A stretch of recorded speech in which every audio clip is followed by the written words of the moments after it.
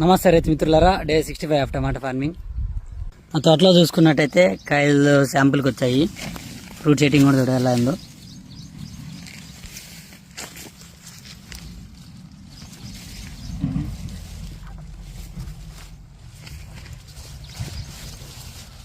కింద నుంచి పై వరకు అలాగే ఉంది. మళ్ళీ పైన చిగురులు కూడా వస్తున్నాయి.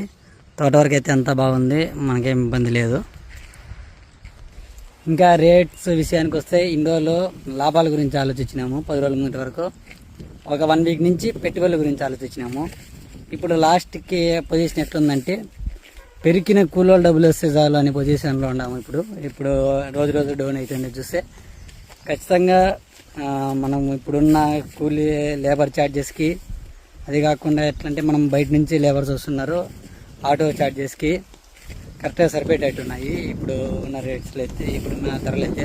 ఇంకా అంతే, మనము పెట్టుబడుల గురించి లాభాల గురించి వదిలేసుకొని ఇంకా పెరిగిన లేబర్కి డబ్బులు ఎలా అయినా ఆలోచించుకోవాలా. ఇప్పుడు ఎట్లా ఉందంటే 2023 కాదు రిపీట్, ఇది 2021. నాకు సేమ్ అప్పుడు ఇదే పొజిషన్ వచ్చింది.